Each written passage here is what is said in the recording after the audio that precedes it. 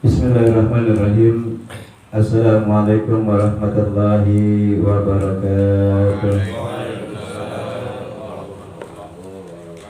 Alhamdulillahilladzi 'allama al-insana ma lam ya'lam. Wassalatu wassalamu ala asrafil anbiya'i wal mursalin sayyidina wa syafi'ina wa dhuhrina wa maulana Muhammadin wa ala alihi wa sahbihi ajmain, amma ba'd. Qabla kulli syai'in, yang hormati para orang tua Majelis Taklim Inti Mudzakirin, Bapak Haji Boma, Bapak Haji Agus Pustrawan, Bapak Haji Bakri, yang mudah-mudahan Allah berikan kesehatan, Allah berikan keselamatan, rezeki yang halal yang luas yang diberkahi. Juga seluruh anggota Inti Mudzakirin, wabil khusus orang tua kami Bapak Haji Sarmili beserta keluarga, mudah-mudahan apa yang diniatkan, apa yang dihajatkan dikabulkan Allah Subhanahu wa taala. Wabil khusus yaitu yang mana istri dari beliau sedang sakit, dengan hadirnya kita malam hari ini tahlil dan tahmid, baca yasin, taklimnya juga ntar membacakan riwayat daripada Nabi kita Nabi Muhammad SAW. Mudah-mudahan Allah angkat penyakitnya, Allah angkat bala semuanya yang ada di rumah ini. Amin amin ya rabbal alamin.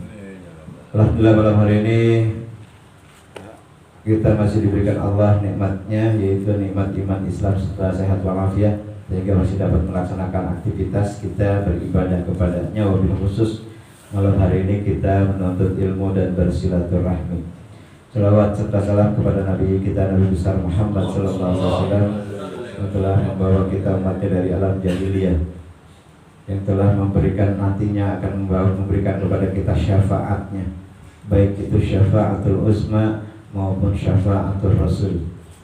Ya, dengan kedua syafaat itu mudah-mudahan akan menghantarkan kita apa yang kita dambakan nanti di akhirat, yaitu al-jannah, di surga. Ya. Malam hari ini tafsir Jalalain masuk di surat An-Nisa ayat 103. Ya. Ayat 103, fa idza qadaytumus shalah. Bismillahirrahmanirrahim. Qala al-mufassiru rahimakumullahu ta'ala wa nafa'ana bi 'ulumihi fid dharain wa bi amin. A'udzu billahi minasy syaithanir rajim. Bismillahirrahmanirrahim.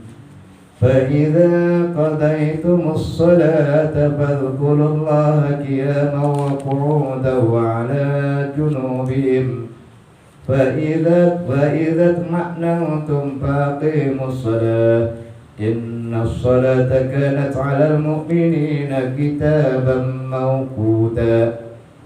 Wa la tahinu fi ibtigha'il qaum yang takunu ta'lamuna fa innahum ya'lamuna kama ta'lamun wa tarjuna minallahi ma la yarjun wa kana Allahu 'aliman hakima. Sadaqallahul adzim. Itu ayatnya An-Nisa 103 dan An-Nisa 104. Bismillahirrahmanirrahim. Fa idza qadaitumus shalah, apabila kamu udah selesai itu menyelesaikan salat, maksudnya bukan salat yang kita, bukannya salat yang kita aman-aman aja, bukan. Maksudnya itu apabila kamu telah melakukan salat dalam keadaan salat khauf. Jadi jangan nanti ketika itu ini dijadikan dalil setelah kamu sholat, maksudnya sholat yang biasa, bukan. Karena ini masih kelanjutan ayat yang di atasnya. Maka apabila kamu telah menyelesaikan tuh sholatmu, sholat yang dalam faroktum minha, selesai kamu dari mengerjakan sholat, apa yang disuruh? Fadhkurullaha, kita disuruh selalu ingat kepada Allah. Nanti di dalam tafsir yang lain dikatakan kalau habis sholat jangan langsung pergi. Tuh, ada disitu bit tahlili, wat tasbihi, wat tahmidi, wat takbiri. Disuruh tahlil dulu dalam arti la ilaha illallah gitu. Tasbih subhanallah disuruh apa lagi? Ya, alhamdulillah disuruh Allahu akbar. Nah kalau habis sholatul khauf, habis sholat dalam keadaan takut, Ya dia sambil diri kayak mengingat Allahnya, zikir terus mulutnya terlalu basah tuh dengan zikir kepada Allah. Apalagi kalau seandainya kita dalam keadaan aman-aman aja. Sholat yang dalam keadaan khauf aja kita masih terus disuruh selalu ingat kepada Allah. Kiaman berdiri kayak, qu'udan sambil duduk kayak, atau mustajian atau sambil berbaring kayak itu. Tuh. Maka di sini dikatakan fa idza qadaitumus shalah ay sholatul khauf. Ya, apabila kamu telah menyelesaikan sholat, di sini tafsir lainnya sholatul khauf yaitu sholat dalam keadaan takut. Ay tamatta, ya, tamatta'u. Udah habis itu dia ya tamatta, senang, udah santai dah. Enggak ngapa-ngapain lagi tuh. Tinggal jaga-jaga aja tuh. Ala wajhil mubin, maka disuruh fadzkurullaha. Ini fadzkuru, kita disuruh ingat Allah itu al-amru lil mandub ya. Bukan al-amru lil wujub. Fadzkurullah. Fadzkurullah itu perintah, maka ingatlah Allah. Itu perintah amr tuh. Cuman amrnya, cuman perintahnya itu al-amru lil mandubi. Ya, perintahnya itu menyatakan sunnah. Ya, karena ada juga kalau ketika kalimat apa? Wa atar, ada ayat aku aqimus shalah tuh selanjutnya, dan dirikanlah sholat. Oh berarti al-amru lil wujub. Jadi di Al-Quran banyak perintah, tapi perintahnya itu enggak selalu lil wujub, enggak selalu menyatakan wajib. Tapi di situ ada lisunnati ay limandubi. Ada yang menyatakan boleh-boleh aja. Diperintahkan teman, jaizun. Boleh-boleh aja. Tuh. Kenapa kita suruh selalu mengingat Allah al-amru lil mandubi fil fadaili? Itu karena banyak keutamaannya. Bitahlili wat tasbihi wal hamidi wat takbiri. Disuruh tahlil, disuruh tasbih mensucikan Allah, disuruh memuji Allah, disuruh membesarkan Allah. Kapan fi kulli hal? Dalam keadaan bagaimanapun. Tuh. Wa ala junubihim, dan dari waktu berbaring ay muttaji'ina, dalam keadaan dia berbaring ay fi kulli hal. Fi kulli hal di sini dikatakan bagaimanapun kita keadaannya. Yaman kayak qu'udan kayak ala junubihim kayak al ahwal itu menunjukkan keadaan kita lagi ngapain. Ya. Dari dalam keadaan mengendarai, zikir Allah tetap ingat tuh. Asal jangan di kamar mandi, di WC jangan dah betul. Jangan ingat-ingat lagi dah. Ya, keluar baru pakai masuk, pakai kaki kiri, keluar pakai kaki kanan. Dari situ tuh. Jadi diartikannya di sini as-sholatunya di sini as-sholatul khauf. Salat dalam keadaan takut. Kemarin perang. Fa idzat maknantum, kalau seandainya orang dalam keadaan perang kayak gitu, sholatul khauf kayak gitu, banyak banget rukhsahnya, keringanannya banyak. Kalau kita sekarang sholat ketinggalan sama imam 2 rukun fi'li, batal tuh fadilah jamaahnya. Udah ketinggalan 2 rukun fi'li. Termasuk kita lebih dulu dari imam. Imam belum bangun dari sujud, dia udah bangun dari sujud. Termasuk. Fadilah jamaahnya hilang, sholatnya tetap sah. Fadilahnya kagak dapet. Makanya seorang imam harus cerdas, harus pintar. Dalam arti paham. Ketika sujud, jangan pas bangun dari sujud ngomong Allahu Akbarnya. Pas sudah dia ngangkat kepalanya, baru Allahu Akbar. Jangan pas sujud pala masih nempel dia ngomong Allahu Akbar, gak taunya makmum lebih cepat daripada imam. Keduluan. Kesian dong. Fadilah jamaahnya tuh makmum kita gak dapet. Tuh. Apalagi kalau ditambah imam pakai duduk istirahat tuh. Kalau imam pakai duduk istirahat, jangan pas dia naik dari sujud langsung baca. Karena ada makmum kita yang kagak pakai duduk istirahat tuh. Nah kalau kayak gitu pas kita udah duduk istirahat baru Allahu Akbar naik diri. Pokoknya jangan sampai makmum kita duluin kita. Tuh. Fa idzat ma'nantum, apabila telah terasa aman, udah nggak ada gangguan lagi, amintum, apa yang diperintahkan, fa'aqimus sholat, maka dirikannya sholat kembali seperti aturan-aturannya. Ya. Ad-duha bihuquqiha, lakukanlah sholat itu dengan segala ketentuannya. Ya kalau kita sholat sekarang nih, sholat dalam keadaan aman nih kita nih sekarang 3 kali gerak berturut-turut aja udah ketahuan batal. Nah kalau lagi sholat khauf, wah lihat-lihat musuh, agak apa-apa. Imam lagi sujud, imam duduk di antara 2 sujud, yang di belakang jaga masih berdiri, udah ketinggalan berapa rukun fi'li itu. Tapi di situ ada rukhsah tuh. Nah kalau udah aman, udah gak ada lagi tuh kira-kira musuh, ad-duha bihuquqiha, kerjain dah tuh sesuai dengan ketentuannya, rukun-rukunnya, syarat sahnya diikutin dah. Inna sholata kanat alal mu'minina kitaban mawquta, sesungguhnya sholat itu kanat adalah alal mu'minina, bagi orang yang mukmin itu ada kitaban mawquta, ay maktuban ay mafrudan, udah ada waktu-waktu ya, yang udah ditetepin.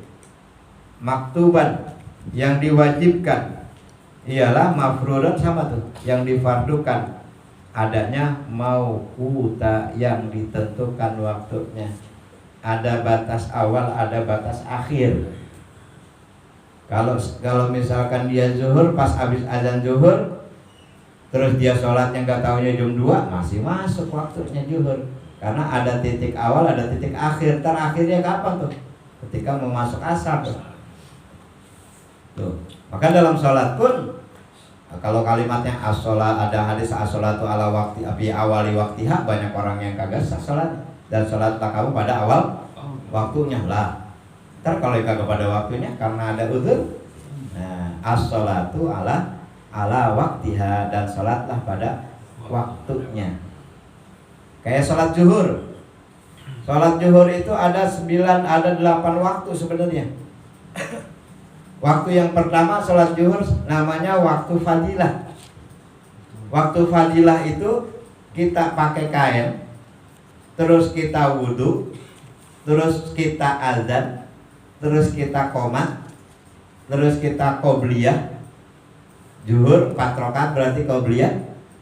Terus kita sholat zuhur, terus kita ba'diyah, habis waktu fadilah.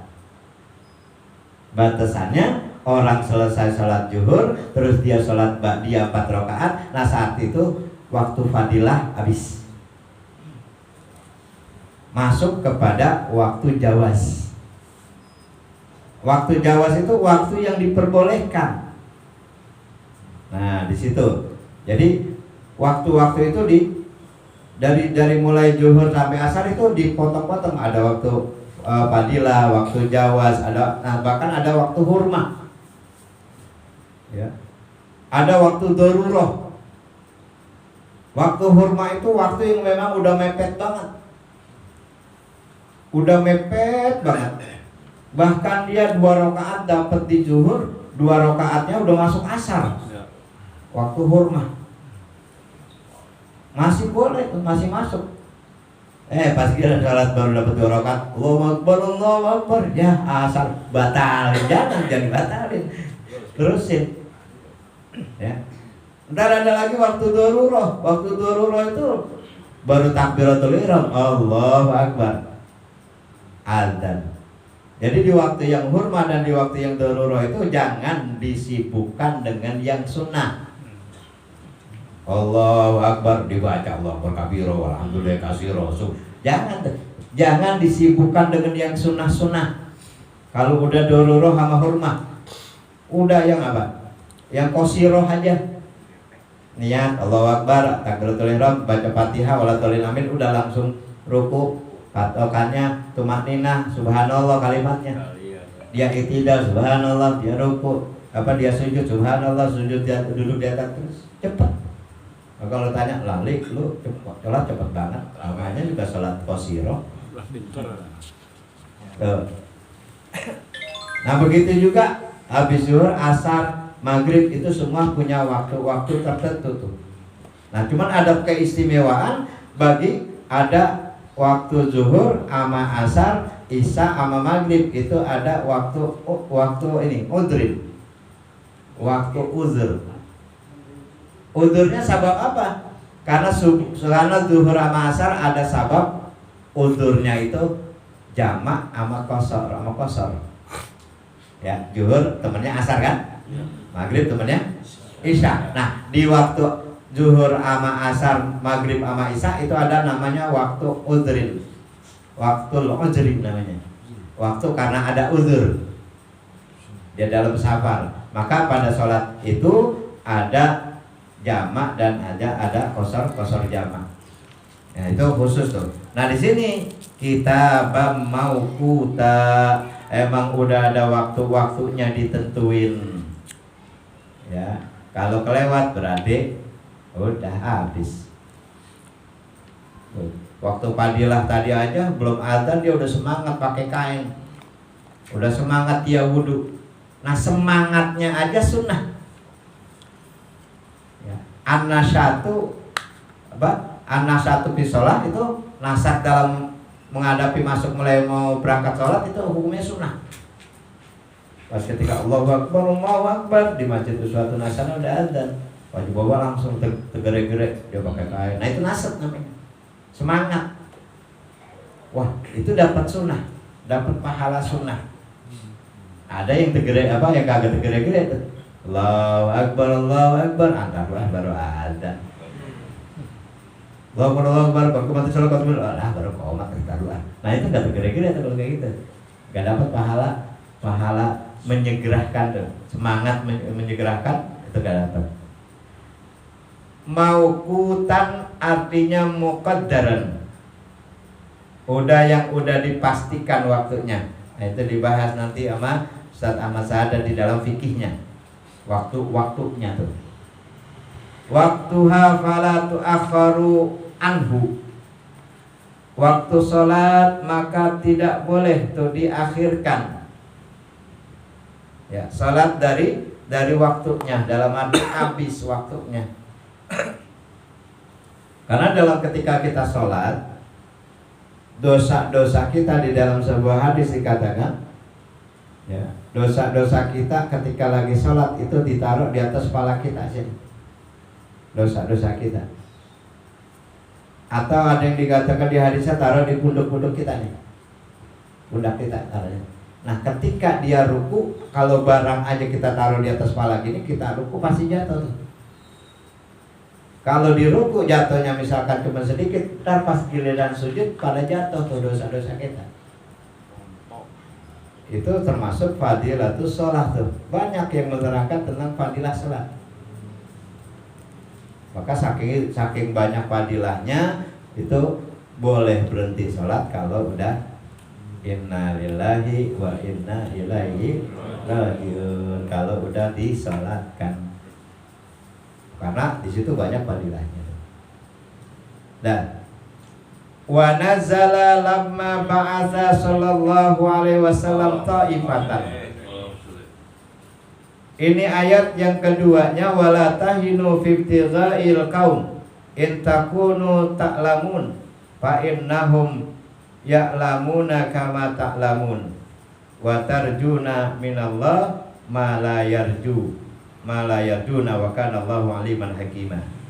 Ayat ini turun ya ketika lama ba'atsah, ketika Rasulullah Shallallahu Alaihi Wasallam mengirimkan atau mengutus ta'ifatan, segolongan sahabat, fi talabi Abi Sufyan, untuk mengejar Abu Sufyan. Jadi Abu Sufyan kabur, dikejar ceritanya. Washabihi, dan kawan-kawannya.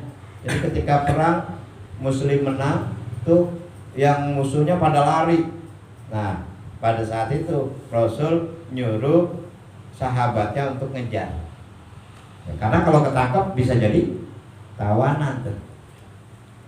Ya, tawanan bisa kalau dia pinter baca bisa nulis, dia tawanan, dia suruh ngajarin tuh 10 orang muslim. Misalkan ada orang kafir ketangkap, dia pinter baca, dia pinter nulis. Nah, dia kasih dia tuh orang muslim 10 orang tuh, ajarin sampai bisa baru bebas. Ya. Kalau dia kaya suruh bayar upeti. Tuh, maka dikejar tuh. Lama roja'u min Uhudin, ketika mereka kembali itu dari perang Uhud. Ya. Wasyakau, lalu mereka ngadu tuh. Al-jirohat, sakit. Ya. Wasak, apa di situ? Yang di Bang Marolo apa itu? Di sini kayak jelasnya. Wala itu. Wala itu. Al-jirohat. Ya, itu. Akhirnya dia sakit pada luka-luka. Ya, tuh, di situ luka-luka jirohat. Wala tahinu, maka turun ayat ini nih. Jadi dengan alasan luka-luka itu akhirnya dia nggak ngejar itu karena takut tambah parah lagi.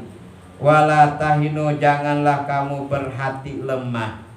Ngadepin orang kafir itu janganlah berhati lemah. Ya, kalau dikatakan kafirun berarti bukan Nasrani, bukan Yahudi, karena Nasrani agama yang diridhoi Allah, Yahudi juga agama yang diridhoi Allah. Dalam arti agama samawi ya. Karena pengikut agama Yahudi yang benar-benar agamanya Yahudi tetap masuk surga. Yang Nasrani yang ikut Nabi Isa itu sama juga. Karena kitabnya ini yang memang dari Allah. Nah, itu. Jadi ini disebutnya kafirun. Orang yang tidak mengikuti agama Yahudi itu kafirun.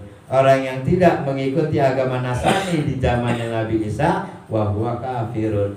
Orang yang tidak mengikuti agama Islam pada zaman agama Islam, bahwa kafirun. Itu aslinya tuh. Seperti itu. Nah, di sini wala tahinu, janganlah berhati lemah, ay tad'ufu, jangan lemah. Fi ibtigha'il kaum, dalam mengejar, dalam mencari itu yang namanya kaum. Al kaum itu al kufar, orang-orang kafir. Lituqatiluhum, supaya kamu memerangi mereka. Kayak kita zaman sekarang ya. Islam habis diinjek-injek, di apa ini? Kitabnya pada di apa namanya itu ya? Dihina, Rasulnya pada dihina. Ya. Ada satu kaum yang memang keras memperjuangkan, yang lain misalkan belum bisa berjuang mengikuti mereka, doain. Ya. Nah, perjuangan itu cukup berjuang. Di namanya berjuang itu cukup kita berjuang. Menang kalah urusan Allah. Ya, kayak anak kita lagi pada sekolah, kita doain di rumah, doain sebaik-baiknya doa. Kalau seandainya tuh kita udah doain tapi tetap masih kebelaksak itu anak kita, itu udah serahin ke Allah. Ikhtiar kita ngajarin dia yang baik ke agama macam-macamnya. Ya, sehingga banyak masyarakat padahal dia anak pondok pesantren, dia kok gitu ya tuh. Itu masyarakat begitu tuh kerjanya tuh. Padahal kita cuma ikhtiar ngajarin anak kita agama, ngajarin anak kita baca Quran, ngajar ngirim ke pondok pesantren, ikhtiar kita. Kalau seandainya habis dari sono terus ke Belangsak mah itu udah Allah udah besar. Tapi ikhtiar kita sudah masuk tuh. In takunu ta'lamuna, jika kamu menderita kesakitan, tajiduna alamal jirahi, kamu tuh menemui itu sakit tuh, sakitnya luka. Ya kalau jatuh terus dibawa lari, waduh sakit. Nah, kita merasakan sakitnya itu, mereka pun sama. Jadi ketika kita merasakan sakit dalam berjuang, mereka pun sakit juga merasa berjuang. Untungnya ketika kita sakit dalam berjuang, terus kita meninggal dunia dalam berjuang, kita syahidun, sedangkan dia kagak. Tuh. Jika banyak orang yang berduyun-duyun mau berjuang di jalan Allah karena apa? Syahid. Kalau mereka enggak, syahid. Bukan malah syahid, malah sakit. Karena enggak ada tujuannya. Fa innahum ya'lamuna kama ta'lamun, maka sesungguhnya mereka pun itu sama menderita kesakitan sebagaimana kamu yang menderita. Tuh, kalau di Uhud kalah, lah di Badar kita menang. Jadi ada saatnya kita kalah, ada saatnya kita menang. Nah semuanya itu adalah kehendak Allah. Tuh, ini ayat memerintahkannya supaya tetap berjuang. Kalah menang urusan Allah. Tuh, karena di situ di dalam tafsir lain dikatakan kamu udah diberikan kemenangan oleh Allah di perang kekalahan di perang Uhud, tapi kan kamu dikasih kemenangan di perang Badar. Mereka sakit di perang Uhud, tapi kan kita sakit di perang Uhud karena kalah, mereka sakit juga ketika mereka kalah di perang Badar. Ya, jadi seperti itu tuh. Sama jadinya. Ai mislakum, sama seperti kamu, wala yajbununa wala yajbununa an qitalikum, sedangkan mereka telah lemah hatinya. Hati mereka mah hakikatnya lemah.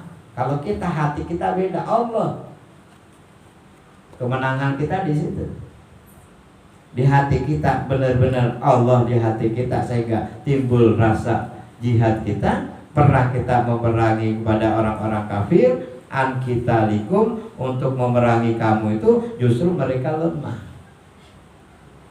Tuh, watarjuna, sedangkan kamu itu mengharapkan, antum semuanya orang-orang yang sedang berjihad itu di dalam ayat ini, tarjuna, mereka kamu mengharapkan, minallahi, dari Allah itu apa? An-nasru wasawabu, pertolongan, sawab itu pahala, alaihi, atas sakitnya luka.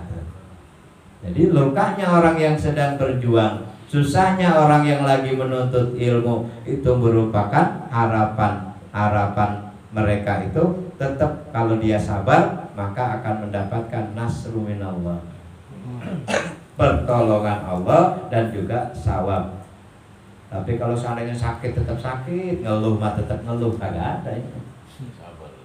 Udah sabar.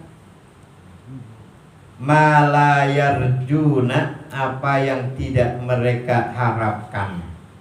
Mereka tidak mengharapkan pertolongan Allah karena mereka kafir.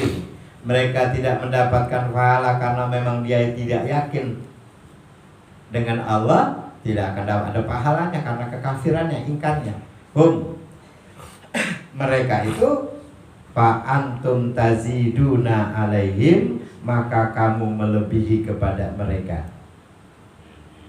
Bidzalika, dengan yang demikian itu, fayan bagi antakunu arghoba minhum bihi, maka patutlah kamu menjadi lebih kuat, lebih suka daripada mereka dalam berperang. Ya, itu. Yang terakhir ditutup dengan wa kanallahu aliman hakiman. Allah itu aliman, maha mengetahuinya itu bikulli syai'in, dengan segala sesuatu. Allah itu hakiman, Allah itu maha bijaksana atas apa? Fi son'ihi, terhadap perbuatannya. Apa yang dibikin, apa yang dibuat, apa yang diciptakan Allah udah diperhitungkan Allah. Ya. Wa kana Allahu aliman wa kana Allahu hakiman. Kalau baca sampai 2 kali itu ribet, maka digabungkan wa kana Allahu aliman hakima. Udah maha mengetahui, maha bijaksana lagi. Nah, ini 2 ayat surat An-Nisa ayat 103 dan 104. Dalam arti apa? Yang pertama tentang sholatul khauf udah kelar. Yang keduanya hati kita jangan berkecil hati untuk menghadapi orang-orang kafir. Apalagi pada saat seperti sekarang ini, kita itu jumlahnya banyak, bagaikan buih di laut. Ya. Sedangkan sekarang musuh kita, kalau seandainya kita ada gula, semut banyak banget yang ngerubungin, yang jadi gulanya sekarang kafirun. Sehingga banyak yang ngerubungin, orang Islam juga ngerubungin dengan jual agamanya, dengan jual akidahnya, dengan membuat berita-berita yang bohong. Sifat-sifat dajjalnya sudah mulai terlihat. Nah, kita hadapi hati kita dengan keimanan kita, dengan ketakwaan kita. Kencengin ketakwaan kita, kencengin keimanan kita. Ke bawah kita, kuatin akidah anak-anak kita, kuatin akidah cucu-cucu kita dengan syariat Islam. Kalau dikuatinnya dengan pendidikan-pendidikan umum, otomatis akan gampang terbawa. Kenapa? Karena dia akan terkena penyakit wahan, penyakit cinta dengan dunia dan benci akan kematian. Hidupnya yang terlintas di dalam hatinya itu adalah harta. Dunia. Dan malam hari ini, yaitu istri dari Bapak Jamil sedang sakit, kita bersalawat tibil qulub. Mudah-mudahan dengan salawat tibil qulub Allah angkat penyakitnya. Allahumma sholli ala sayyidina Muhammadin tibbil qulubi wa dawaiha wa afiyatil abdani wa shifaiha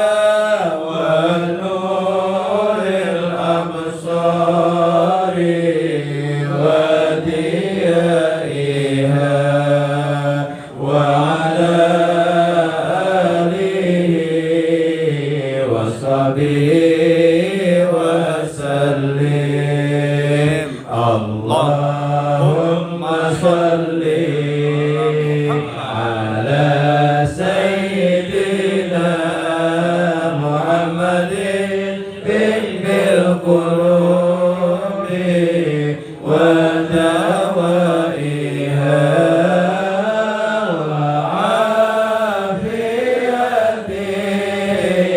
abdani wa shifaiha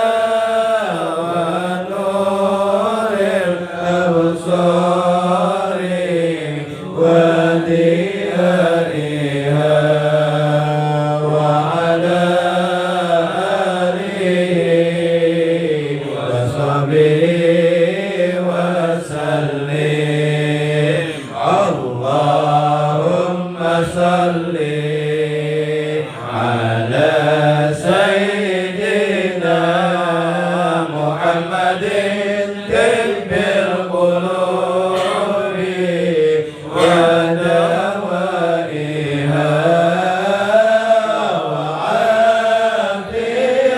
afiyatil abdani wa shifaiha absari wa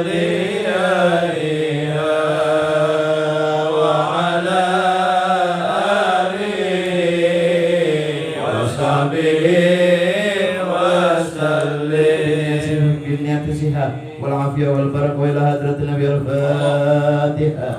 أعوذ بالله من الشيطان الرجيم. بسم الله الرحمن الرحيم. الحمد لله رب العالمين. إياك نعبد وإياك نستعين اهدنا الصراط المستقيم صراط الذين أنعمت عليهم غير المغضوب عليهم ولا الضالين. اللهم انفعنا بما علمتنا وعلمنا ما ينفعنا وارزقنا علوما تنفعنا في الدنيا والدنيا والآخرة. رب زدنا علما وارزقنا فهما. ربنا آتنا في الدنيا حسنة وفي الآخرة حسنة وقنا عذاب النار. والحمد لله رب العالمين. استغفركم. السلام عليكم ورحمة الله وبركاته.